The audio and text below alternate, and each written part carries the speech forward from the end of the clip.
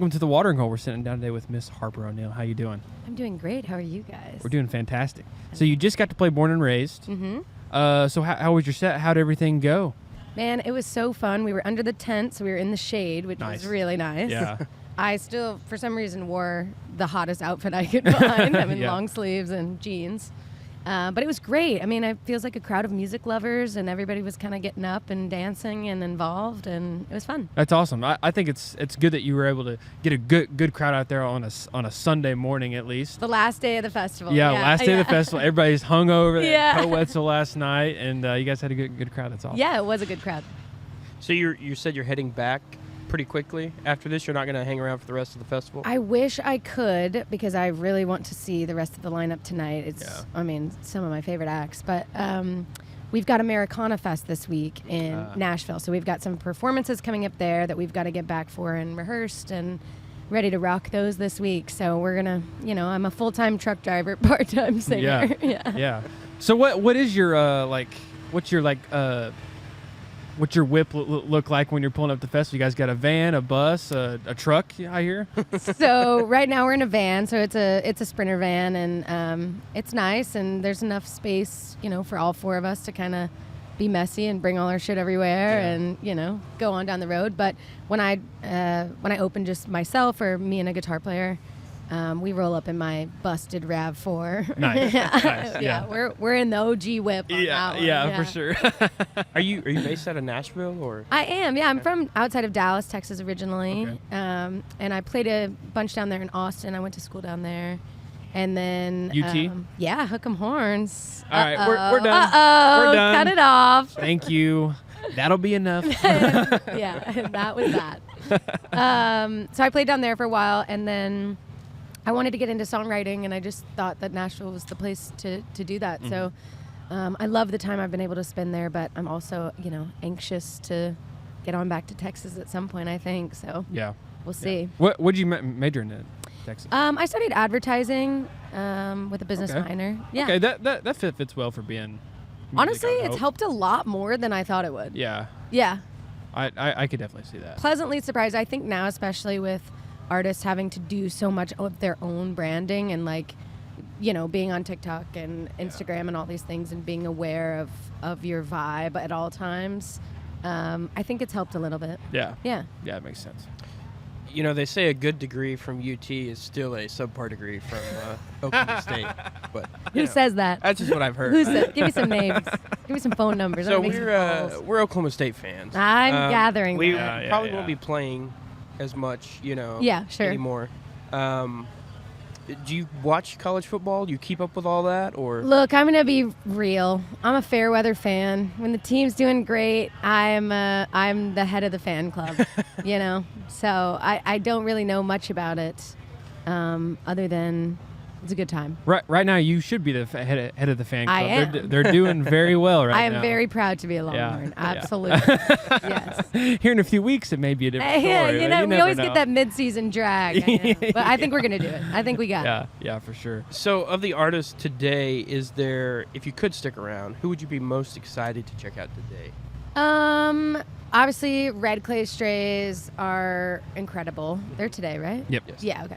And we got a chance to open for them in a lineup last year at Red Rocks, which was so incredible. And they put on a great show.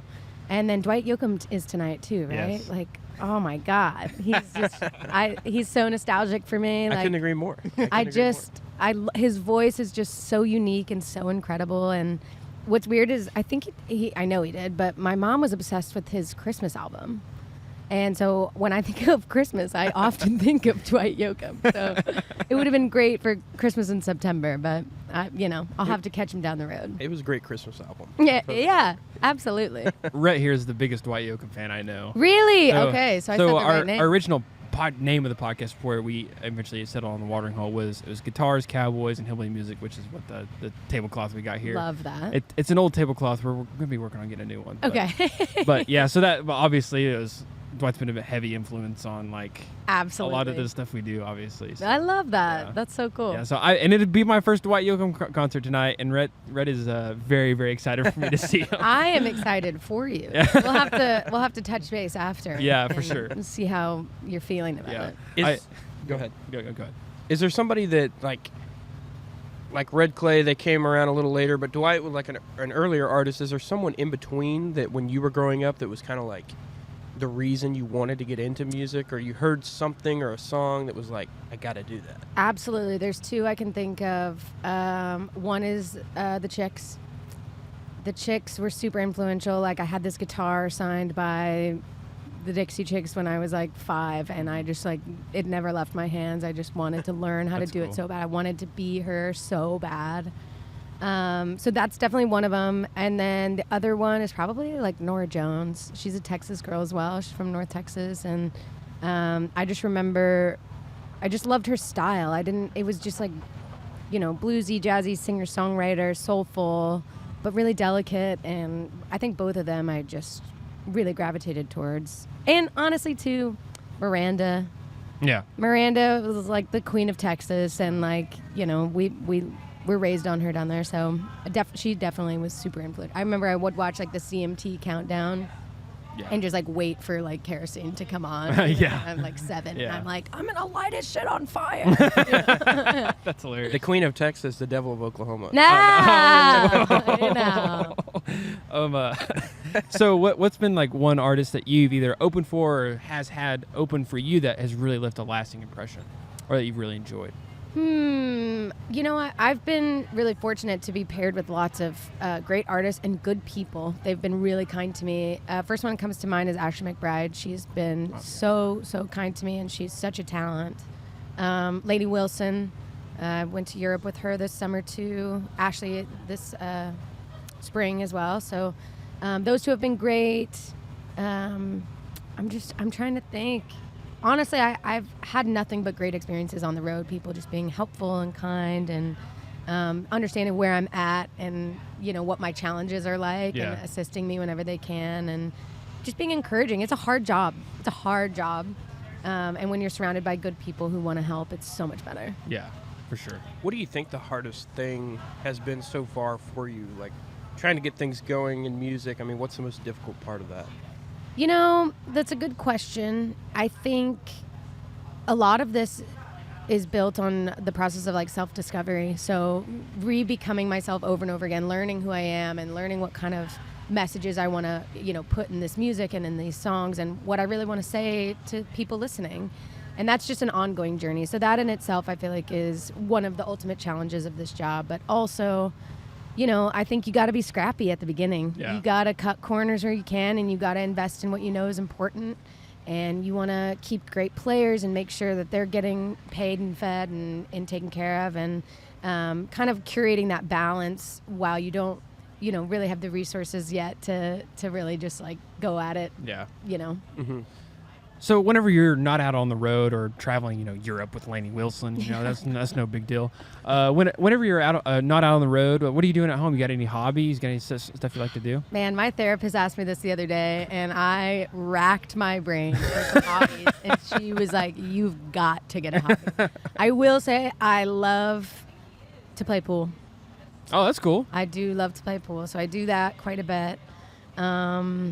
And, you know, movies and television. I love to just, like, turn my brain off. And also I think experiencing art in other forms is so fun. Like, I find so many artists, like recording artists that I like, their songs are in movies or shows that I'm watching. I pause. I'm like, who's this? Yeah. You know, I found Remy Wolf that way, and, like, a bunch of other artists. But I don't know. I need to get some hobbies for sure. Do you like watching, like, are you a big, like, television fan? Do you like watching, like, drama series or anything like that? Oh, gosh. Lately, I've been getting into, like, reality TV, which I never thought I would say ever. But I get it now. It's a great way to just escape. It feels so not real. Yeah. But before that, I mean, like, yeah, I love all those, like, major dramas. I was, you know, Breaking Bad, all that shit. I was going to ask what your favorite one was. Oh, God, my favorite. I mean, The Sopranos is a classic. You know, all that kind of stuff. I'm drawing a blank right now. The Sopranos is my all-time favorite TV show. I do have a enough. funny story. So my guitar player Greg has been with me since I first got started, and we're great friends. And we were out in Delaware driving. We were driving from New York to Delaware or something. It was a long drive, and it was late at night. And so I was like, let's just grab a hotel. We'll sleep for a couple hours, and we keep going. And so we pull over, and it was the only hotel, and it was the worst hotel I've ever seen, been in. It was fucking terrible. Can I say that on this Yeah, podcast? you're good. Okay.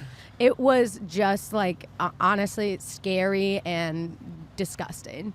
And so but we're so tired, and we shouldn't drive when we're tired. So we pull over. I think we did the right thing, but we went in and we wouldn't even get under the sheets. Like, it was not good. So we get up the next day, and morale is low. Morale is down, and so I'm like, what can we do to, lift our spirits?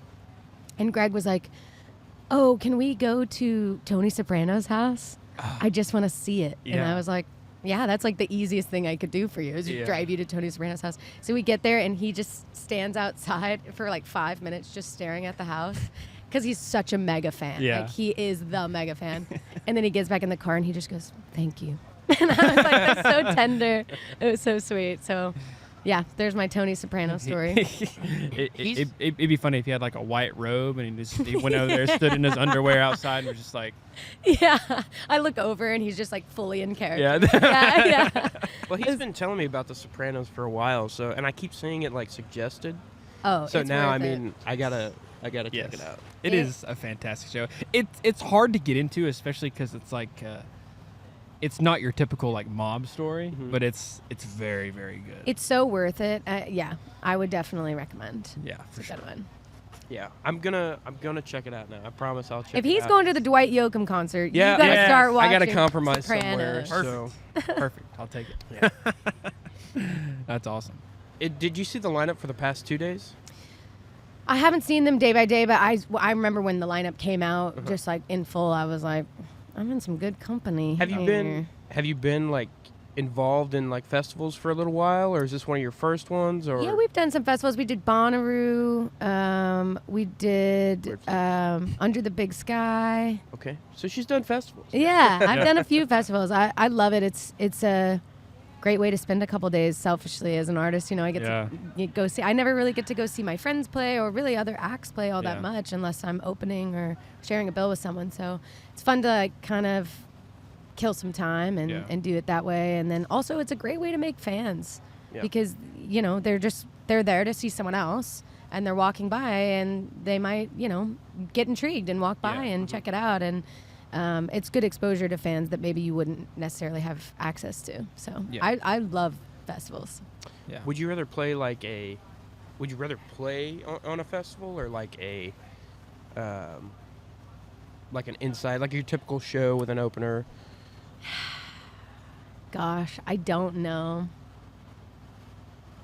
I think I'm going to go typical show. I feel like you can control the atmosphere a little bit more and make it really specific to what your songs are. You have a little bit more creative control, I feel like, in that environment. But no, absolutely no shade to festivals. I really do love a festival. I think the downside to festivals is trying to get everyone's scheduling is obviously an issue. But last night, for example, there was Midland. There was actually Colby Cooper, Midland, Treaty Oak, Co-Wetzel. So Midland obviously does not fit in that lineup. So when they came on, it was like they're great. Yeah. I love Midland, but they're just the energy is very low because people are going from Colby Cooper rocking your brains out to a slow country song from Midland, and it just kind of and then back to Treaty Oak and then Co, which is obviously our hard rock country type. Stuff. Yeah. And also, there's just so many times you have to make a choice. There's two bands playing at the same time, and you're just God, I have to be selective or run back and forth or whatever. So that is always kind of a bummer as well. But yeah, for sure. So when you guys are in the busted RAV4, as you say, or the van hybrid RAV4, is it one of those that's a hybrid? No, this is a 2009 busted RAV4. Yeah, just the classic. Because my buddy's mom has a RAV4 that's like a hybrid. no shade towards that thing at all. Like the gas mileage is insane. Oh yeah, mine's actually pretty good as well. Yeah. That's why we keep her around. So whenever you guys are bumping music in the Busted Rad 4, what's going on in the aux? What's getting pulled up? Man, y'all are gonna think I'm insane, but a lot of times we drive in silence. That's crazy. That's not the only you aren't the only artist that has Yeah. said that before. I mean, I think sometimes too, when all you're doing is playing and listening to music for your job, when you get in the van, Yeah. sometimes like it's the last thing you want to listen to. But my buddy Greg loves The Sopranos. So for a while, we listened to the Soprano podcast at the very beginning of everything. Talking Sopranos, I assume. Yeah, yes. and then sometimes, it's a great time, actually. I will say, like on Fridays, like New Music Friday, like we'll throw on those playlists Yeah. and just kind of check out what's new and, add shit to the playlist that needs to get added and cruise on down. But typically, it's pretty quiet in there. Yeah. So, speaking of new music, you got anything coming out here in the next few months? So I'm working on something now. We've got a couple songs almost done. So I would think the first one will probably be out November, and then we'll roll it out probably Q1 of next year. Awesome. I'm very excited about it. Awesome. Yeah. Can you give us a name drop here? Maybe something. It'll be a couple months till this comes out, so you got a little leeway there. Yeah, I mean, the working titles, I don't really know. It's still coming together. Dang, I was trying to get something. I know. I hot off wish the I press. had it for you. If I did, I would have told you to. Yeah, dang. But I got nothing in that direction right now. But I'm excited. It should be a different take on kind of what I already do. Awesome. It's gonna be cool. Awesome. Where can people check you out if they want to listen to your music, find you on socials, all that stuff? They can follow me on social media at Harper O'Neill Music. That's all of them: Facebook, Twitter, Instagram, TikTok. Actually, TikTok just might be a Harper O'Neill. And then all my music's on streaming under Harper O'Neill. I'm keeping it real easy. Awesome. And my Love it. phone number is... No, I'm just kidding. Awesome. Well, thank you so much, Harper. Thank you, It's been guys. a pleasure to meet you, Nice and to we're meet you. looking forward to catching you again down the road. I love it. Thank you, guys. Awesome. Thank you. Thank you.